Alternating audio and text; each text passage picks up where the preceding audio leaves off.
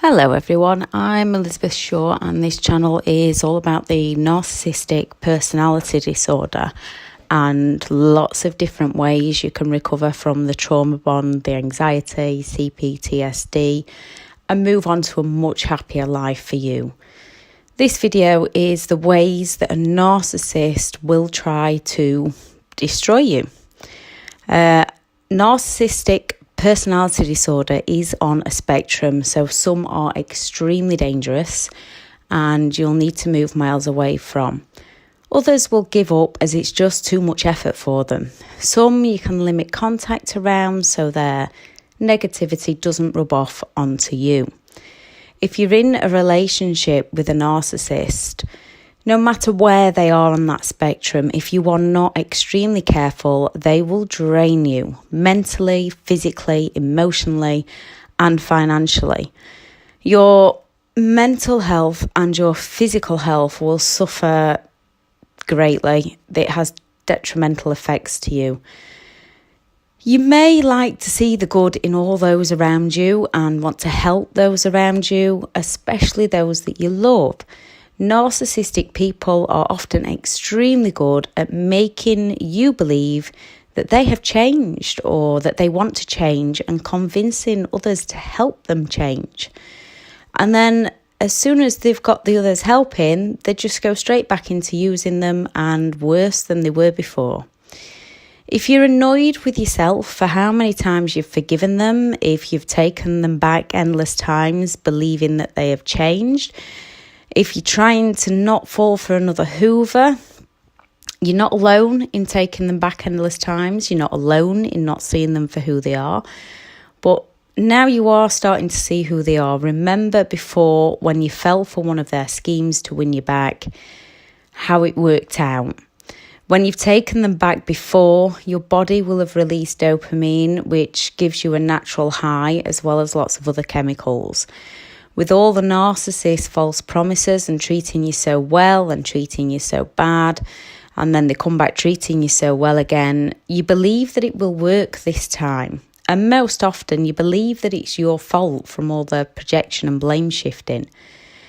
It's all in the narcissist games to love bomb you, raise you so high and then devalue you, and then come back to rescue you and then discard you all over again. They come back because they see something of value that they can gain from you at that moment in time, not because they love or care about you. All those highs and lows do keep you trauma bonded to them. The cure, weaning yourself off them if you're still with them, or cold turkey if you've left them. You may think you love them. They've actually made you trauma bonded to them. And to break this, you need to break the addiction, so limited contact if you've got children, or wherever possible, no contact. So how do they destroy you? When they just disappear on you for a few hours, weeks or days, it's all one big scheme that ends up with you thinking about them 24/7, often trying to call them, message them, getting in touch with friends and family, trying to reach out and find out if they're okay, leaving you with abandonment issues and low self-esteem.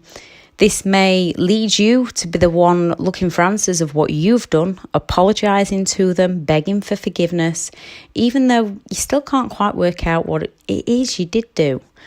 And you do anything you can in order that they come back and they stay. Narcissists will have only done this to you. They will have done this to you to get you to react, to get you to beg and plead so that they feel attention, so that they feel their self-esteem rising, so that they feel powerful and in control. They will have not only done this to you, they will most likely have done it to exes, and they will do it to future partners. They may have even done it to friends and family. So another way they destroy you, by being overly nice to you. And then once they've been over nice to you, they'll ask for you to take them back, or they'll ask for a loan, or they'll ask for some form of favour. They may have been over generous. Well, they are always over generous at the beginning of the relationship. So when they needed something in return, You felt obligated to help them. Yet they will ask for more and more and more. They have no limits, and the more you give, the more they will want and the more they will take. Givers have to set limits because takers never will. A lot of people will be left in financial ruin after a narcissistic relationship. Some will have signed loans for them, houses over to them, or given them money for business ideas. They may find ways of getting you to pay for everything with pity plays, especially those who are unemployed. And even those with money will still try to get you to pay for things. Or they'll put you in financial ruin by making it as difficult as possible for you to work so that you've got to stay at home and depend on them. They will put you in financial ruin that way so that you've not got your own financial security anymore. And then whenever you think you finally figured it all out and made the narcissist happy again, they flick that switch. Narcissists will change you into someone you no longer know. Who you are, how you dress, what you think, what you believe. They condition your mind. They condition your subconscious with manipulation methods so that you go to them for the reality check. They will also condition you so that everything about you becomes ways of making them happy and never making yourself happy, so that they have full power and control over you. You end up walking on eggshells in order to do your personal best to keep the narcissist happy. You cannot keep a narcissist happy. They will just move the goalposts every time you think you've figured it out. So you try harder and harder to please them whilst losing yourself more and more. When it comes to separation, divorce and the children, they may seem to play fair in the start. This is in case they change their mind about the new partner. As soon as they know that the new partner is hooked, they will slowly try to destroy you. After the relationship, narcissists believe that you deserve nothing. They will tell you as such. The grand overt ones will quite happily tell you that you deserve nothing. The covert ones will be a bit more sly in the methods of telling you.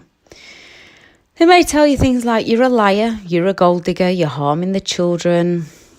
They will do anything to win at all costs. Usually it's you and the children that end up paying the price. They will smear your name to anybody and everybody that will listen. And this has often started way before the relationship ended, in order so that they can play the hero, they can get all the help and the support that they don't actually need, or not the right help and support that they need, and you're left isolated and fighting for your life. A narcissistic relationship can leave you with so many health problems, and once you learn what you're dealing with, you'll learn that you can't really co-parent and you can't parallel parent. Some will learn that you've got to just move miles away. Friends and family members you suspect are on the spectrum. With some narcissists, as it is on a spectrum, you can learn to just limit your time around them and limit contact with them. Keep them at arm's length, or observe what they do. With all narcissists, you need to observe what they do, watch their actions, and do not absorb them toxins. It's like if you've got a toxic drink, you can sit there and look at it and you'll be safe. But as soon as you put that into your mouth, you're not going to be so safe. So just keep them at arm's length. But there is others where for your own sanity, you do need to just go no contact, The only way to win against a narcissist is to stop playing their games. This is extremely hard as they know all your weaknesses and they will use them all against you. They will go in and they will rip them wide open. It'll cut you deep, and then they'll stand there and watch you bleed. Do not let them know that this is affecting you. Do not react to them. If at all possible, do not respond. Someone who cares about you would not use your weaknesses against you. Whatever's happened in a relationship, someone who cares would not use your weaknesses against you. Whatever they do, nasty or nice, there is always something in it for one person only, and that person is themselves. It's extremely hard to start, especially if they're using the children, learning that they don't like the things we do. They don't have the same reality that we do. They don't have the same feelings that we do. They don't truly care. It's all an act to get their needs met and keep us confused. Helping to make sense of it all by not reacting and responding gets easier, and life becomes more peaceful, because you get to see there is a pattern with each individual narcissist. The patterns may get worse as they age, but there is a pattern in their behaviour. And you'll watch them go from trying to provoke you, to try and silent treatment, to try and blame shift you, to try and pity play, to go into rage. And they will bounce around that and come full circle when you're not giving them reactions. And each narcissist is different, so they'll do it in different orders or different ways. Some narcissistic people will up their games, so it's incredibly difficult, but you've got to stay focused on the present moment, stay strong, try not to think about the next game, because usually when they're showing you something with one hand, they've got another one going off behind the back, some of the more severe ones, so that you never quite know where you stand with them. So just deal with it as and when it comes to the best of your own ability, and I know it's incredibly hard to do that. Focus on yourself, focus on your life, focus on the things that you love, focus on healing, focus on self-care, focus on filling your self-esteem up, helping other people, learning new things, joining new activities, yoga, mediation, exercise. Fill your days up with positive things, because one of the major keys to healing from this is focusing on yourself and healing yourself and recovering yourself and creating who you want to be. Because once you've healed yourself, it becomes a lot easier not to respond or react to their games. You can recover, you can heal and go on to have a lovely, happy, more peaceful life. You just have to work on you. And once you start, if you have a setback, learn from them and keep moving forward to a much happier, more peaceful life for you.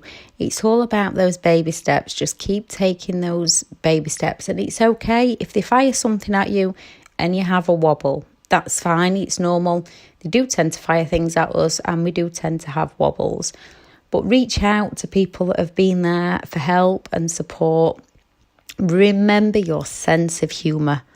I know it's incredibly difficult with some of the things that they're doing, but a sense of humour will really, really help you through this, whether it's a dry sense of humour, a dirty sense of humour, whatever your sense of humour is, finding that sense of humour will really help you through this. Thank you very much for listening. I hope these videos are helping you, and I'll put another one on soon. Thank you. Bye.